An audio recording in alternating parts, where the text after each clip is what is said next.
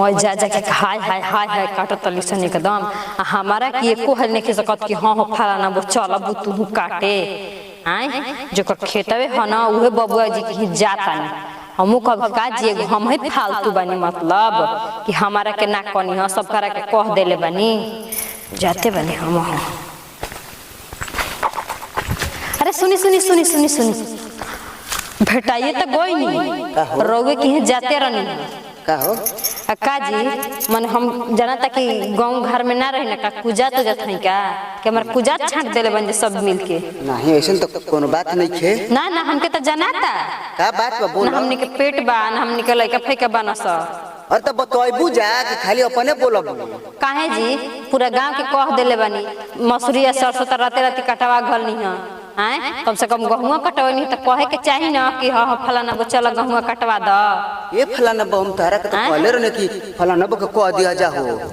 कौनो रानी सवती हमारा के नहीं खींच सकत आए लोखबू मने राउर कटिया कर हम नहीं आईब ओई तरह चना मसूरी या सरसों मैं कटवा घलनी है हमार से कहली कहबो ना कहीं ओ बाली ना झेंगन बो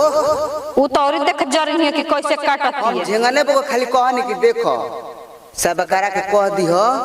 कि चल के हमार चना मसूरी काटे के बा आ काट दी जा ठीक और उ सब करा के मैं गांव के देखबे कने लेकिन तोहरा के हम जन की तार तबीयत खबर आबो त नाई लोकबो तबीयत खराब के उतर नहीं कहू फलाना बो नहीं खियाई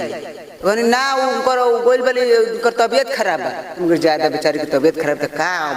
मने तबीयत खराब बा रो घरे ना घरे टोला ना आवत रहनी ना देखत रहनी अब खेतवे में बाझल बन तम का यही तरह के गहूं काटे के बेरी ओई तर क देले बनी और हम नहीं जानते बनी कि बिना कहले हम जल्दी जानी ना के काटे ना कोलियो ना माने कहले जे हम ऐती ना काटे हैं उ त खुद देख जरी नहीं है रुपवनी तो हने तो लोग से मैं कुल हर एक चीज करवाते बन त कटवाई दूसरा के उसे हम तो कहले नहीं भाई उ नहीं खिलौ क अच्छा भेटा तल न तब उन कर ले पूछत नहीं काहे घबरा तल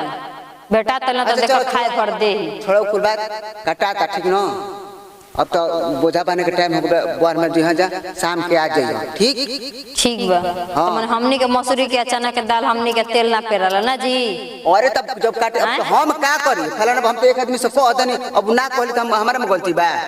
ना रवा में गलती नहीं के रवा के थोड़ा ना कहल जाए का कहल जाए चल हम तारे के कहत नहीं तू आज गेहूं काटे हो ठीक ना ठीक और 3 बीघा वाला अकेले काट लेबू ना हां हां काट ले और 3 बीघा तू अकेले काटे हो ने उ जना तक लइका झगड़ा वगैरह कोइले बोल जा का तो हम झगड़ा काहे खातिर भइल बा हां आई रहे हमारे घर पसेरी मंगवे के कह देनी के जी हमारा घर नहीं कि वही पर खुलल बिया हां ओइसे तारे के निकल लिया जाता हां अच्छा बताइए कर में बातें कर हम रही तबे त हम देहीब बस सही बा हैं तो लेकिन कहले नहीं कि बेटा तब उनका खाए भर देते झगड़ा झगड़ा मत कराओ 3 बीघा बा तू अकेले काट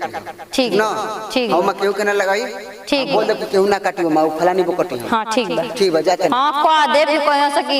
मुंह दिखाई नहीं कह के कहत कि वे कटी अरे छोड़ ना कुल बात जा कटी हो ठीक ना हां ठीक बा जाता नहीं तब बताओ हो शरणी के कैसे कहत ले पूछबो कइनी हम कि काज हमारा के नखन कहले का आ त नाही ओनी आदमी हो गेल ना ओइसे तारा के ना कहलन भेटा तलु तब तार घींचत तनी भतियान ना सवत कह के हमारा के कह के कहले ना तब कहतलु कि नहीं कहले आए दू रंग करतलु